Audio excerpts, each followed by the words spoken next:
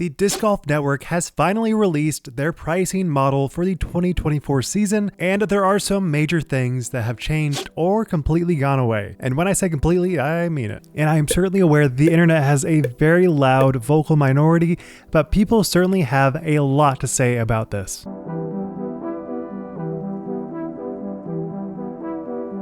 And before we get started, if you want to support this channel, I would really appreciate it. I currently have some Gannon Buhr MD1s and my brand new bag on my site, so be sure to check it out. It would really mean the world to me.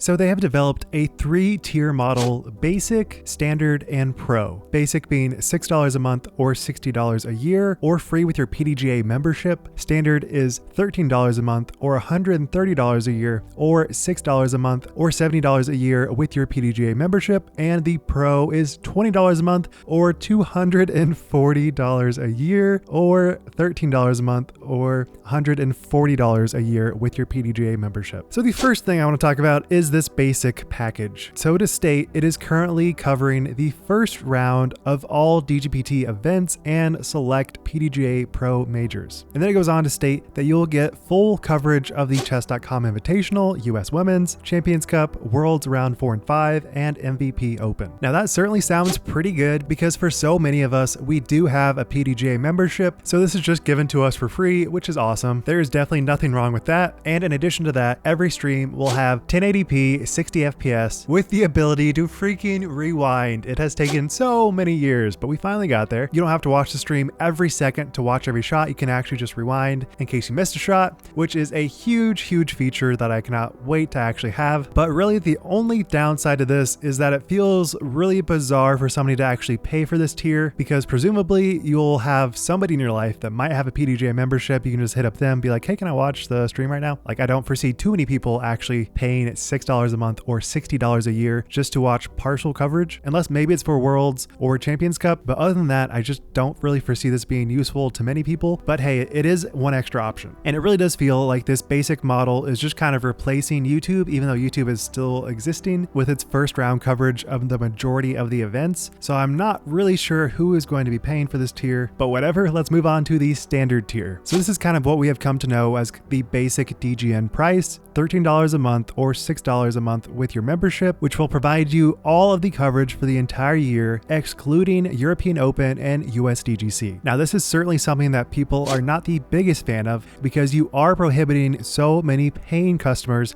from watching majors, and it certainly feels like the pay-per-view model was just not really working out for them. They still have it, but they basically seem to be replacing that pay-per-view model with the Pro tier, which is going to end up being $7 more per month if you do want to get that Pro level membership. And then some of the biggest changes to these tiers that I want to mention is the extra add-ons that you get with the Plus tier. So they definitely really want you to have one singular membership across like your family, because they're currently supporting 2 devices for the standard tier and 3 for the Pro tier, along with some extra Jomez coverage for the standard and all the extra Jomez coverage for the Pro. Really have no clue what that means. I assume it is basically replacing the Patreon for Jomez. And then the standard and Pro also include all of Jomez coverage ad-free, which again, who is really that concerned with ads on post-produced, but whatever. And then they also state if you are a Pro member, you'll receive ad-free coverage for round 1 only. And I have done some thinking about this, and this basically means you're going to have a dead stream, I presume, because there's just no way the commentators will actually do commentary while the majority of people watching your event will have ads thrown at them.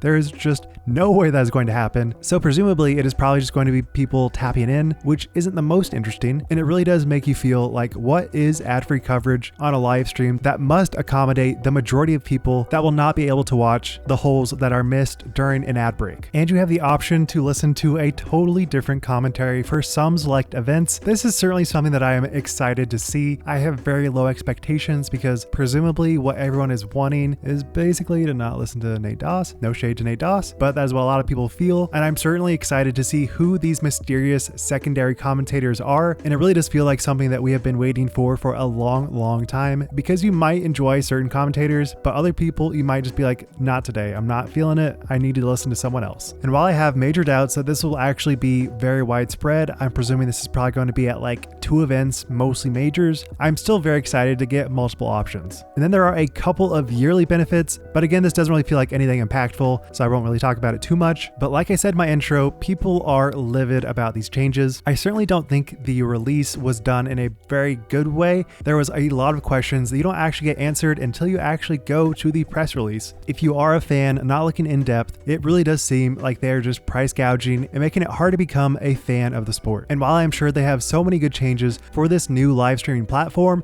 the way in which they are announcing this and rolling it out really does not seem like it was done in the most thoughtful manner. It seems like a lot of this was rushed or just not really considered. And it certainly seems as a customer that we should have known about this months and months in advance, not like the week before the first event. That seems to me like a very big misstep if you are part of the media and marketing team. But the biggest thing that I have not even brought up yet is that there are no, as far as I believe, no current ways to stream any Silver Series events or Q Series events. So Silver Series is still going down in Europe, and this new Q Series, which is going to be how some players get onto the tour, that entire system that replaced Silver Series events last year, that entire series is not being streamed, which to me seems absolutely insane. That was going to be so incredibly impactful if you were a player that was fighting on this Q Series tour and trying to make a name for yourself. You currently have no way to get your name out there unless you're on social media, but it seemed so well to be set up to get those smaller names out there. And to me, my perspective seems to be like, I mean, yes, it is cool to get like a tour card, but if you have no true way to stream any of your rounds on DGN, then it really makes me wonder, what is the value of doing a Q Series event? Because presumably, even if you win an event, you are not going to get a tour card. And so while you may have played phenomenal, you will get no recognition for that besides a little bit of money. And to me, this is just such a big misstep. Last year, Silver Series events was how so many players got their name out there. Like Evan Scott, for instance, he didn't really need his name out there. He was already like pretty well known, but he did have a win on the Silver Series, and that certainly skyrocketed him into the mainstream. And now there is currently no way of doing that unless you just really do well at an Elite Series event, which has so much more competition. And while I am sure they'll probably do some post-produced, that is just not the same as a true live coverage of an event. And not even to mention, that is very true also with the silver events in Europe. I thought there was going to be a much deeper collaboration between DGPT Europe and the US, but that does not really seem to be the trend, at least from my perspective as an outsider looking in. So to summarize basically what this all means, you currently have to pay for European Open and USDGC as part of your membership, or you can still do pay-per-view, and you will not be able to watch any Silver Series events, and the rest feels basically unchanged besides a couple of events that you now get to watch with the basic package.